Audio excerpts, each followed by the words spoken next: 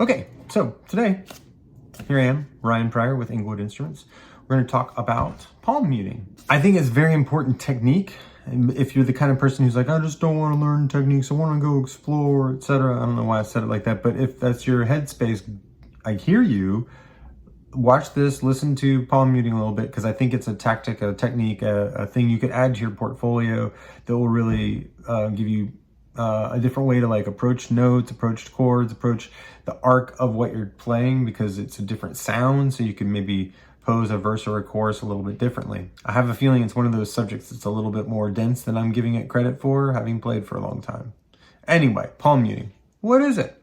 So, very simply put, it is when you put your palm over the strings back on this area here and you mute them. You can do it like with this hand where you're muting a string and kind of playing a little bit, but most people when they're talking about palm muting are talking about on the bridge area with the palm of your hand, kind of edging your hand up to where it's just barely that the skin of your palm is touching the strings past the bridge. Now you want to be careful with this instrument, any of these types of instruments, so you're not pushing down so hard on the strings that you're taking them out of tune. That can happen. But you're just resting the flesh of your palm right there on the strings, right past the bridge, so they give it a little bit of a dead sound. Notice how it's a little bit muted, palm muting. So instead of, which is me, now it's, and I'm just barely touching the, can I do this? I'm not even wearing it. That's where my palm's sitting. And you can push and pull, move around that palm to get a certain amount of deadness, more or less.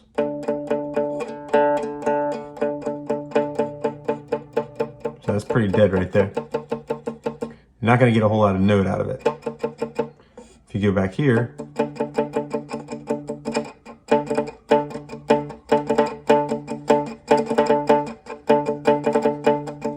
so why is that helpful? Again, this is going to provide some interesting changes to the way you approach notes, whether that's melody or chords or something like that. Let me see if I can put a little bit of it in practice for you. Before I do, let me remind you, I'm using a pick right now that helps bring out the attack on the string. So kind of pushes it forward while your palm is muting it backwards. It's an interesting sort of way to accent or sharpen up the note. We call it the attack on the note while muting it with your palm, so that it's recognizable while being changed in timbre, in the quality of the note, the muting. Here we go. First things first. There it is open. There's partially muted. There's very muted. Most people are going to go for that sort of partially muted thing where it takes off that edge. Now I've got my palm there. Now I'm moving it up a little bit.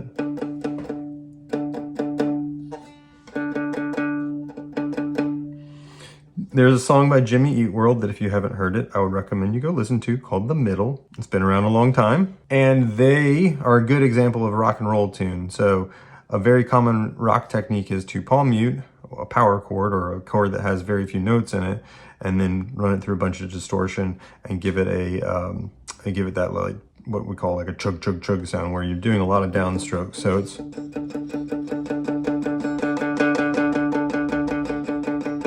as opposed to,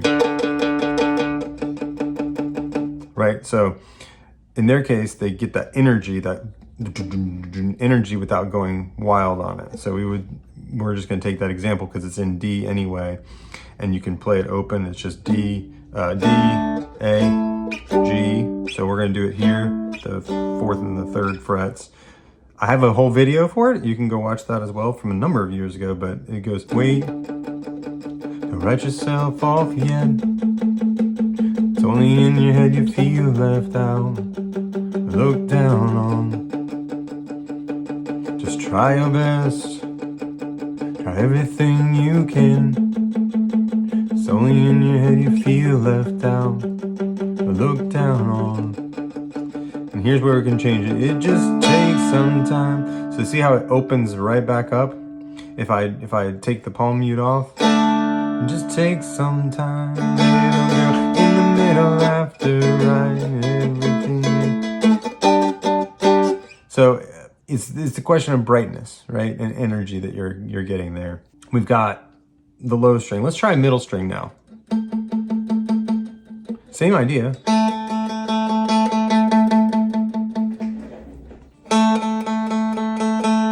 Putting my palm down here and slowly sliding in.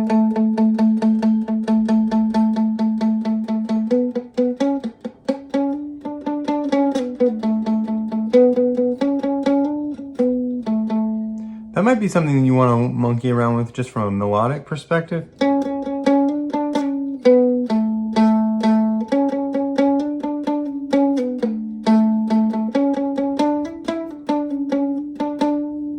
Because then you can go, like, you know, again, muted and then open.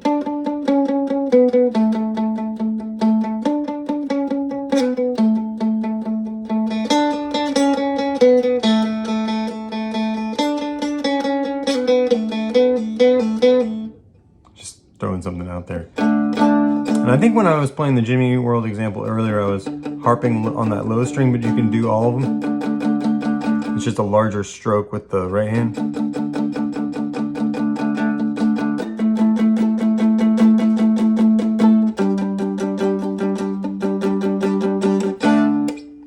It's also a larger stroke here because there's a little bit wider spread in some of these strings, some depending on where you are in the neck than there are a guitar. Guitars, the strings are a little closer together, so it's easier to get a bigger, kind of like whatever your motion is there, you're gonna get more strings faster, I guess. So, but the other thing is I like doing the low notes only because that provides a little bit of a difference on an instrument that has fewer strings to begin with. You can do the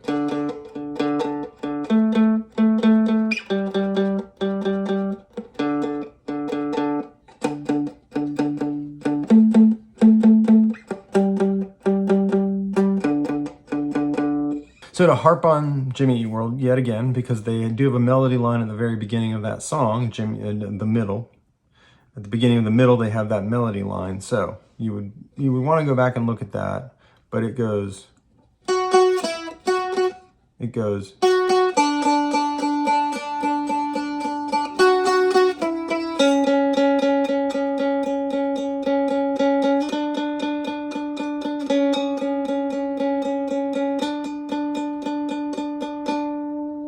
And on the recording with the distorted electric guitars, it's got a palm muting on it as well.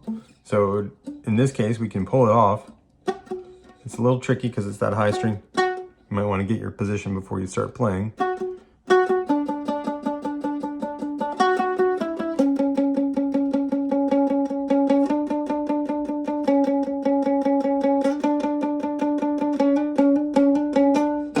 You might be able to tell, it might be hard on here, but as I'm going, sometimes I'm adjusting my hand back and forth just a little bit to get that muting more or less than I wanted it to be in the first place. The last thing I think I'll say about this today is with the open kind of chord idea here. Same idea as when we're up here doing low strings, but I think this is where, to me, it changes the color of the timbre of what you could be playing.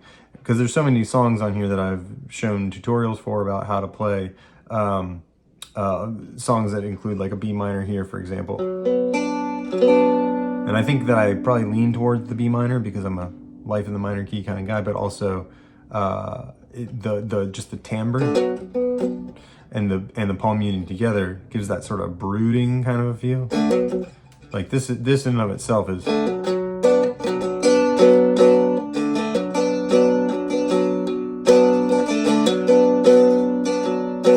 And that's all open, didn't mute it at all. But now if I mute and I get the,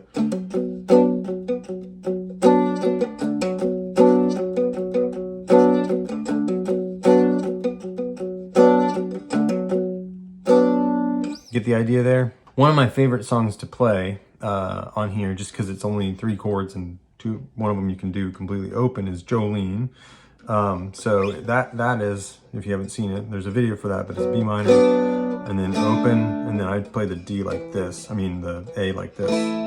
So it would be Jolene, Jolene, Jolene, Jolene, Jolene. And a lot of times, because of the way that Dolly originally recorded it, where it's like this really frenetic, freaking awesome, but frenetic sounding guitar part, it's like.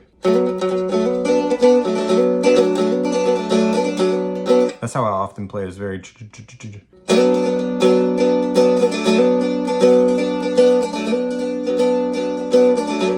Jolene, Jolene, Jolene. But you can hear it's so open and jangly that it's maybe even distracting. I hadn't really thought about it as that, but it might be a little distracting. So if I palm mute it just a smidge and do the same idea, but maybe even slow down the amount of rhythm that I'm chunking out to give it a, again, this is like an arranging headspace, to give it a different sort of a different arrangement, different feel, would be like a Jolene, Jolene, Jolene, Jolene. Please don't take him just because you can. That's a little slow. Jolene, Jolene, Jolene, Jolene. Please don't take him just because you can. By virtue of Jolene, Jolene, Jolene, Jolene. By virtue, I said by virtue. I meant by contrast. So you got Jolene, Jolene, Jolene, Jolene versus Jolene, Jolene, Jolene, Jolene. Please don't take him just because you can. And I can change the way I'm approaching it vocally by being less boisterous, right? Jolene, Jolene, Jolene, Jolene. Please don't take him just because you can. A little softer. Jolene, Jolene, Jolene, Jolene. And that is as much butchering of Dolly as I feel like I should do today. I threw a lot at you. Again, like I said at the beginning, please jump into the comments down below. If you haven't, like, subscribe, all that stuff. But jump into the comments below, because everybody here will benefit from what you have to say. That will help me know what I should do next. Either make a second video about this where I specify some stuff, or we're calling it good, or like maybe a different song that that could be suggested that I apply it to. All those things would be great, but I need you to tell me. So like, subscribe, and definitely comment, because those things, and share, those things really do matter to the robots on YouTube. All right, wherever you are, I hope you're having a lovely day. Good luck and enjoy. Thanks.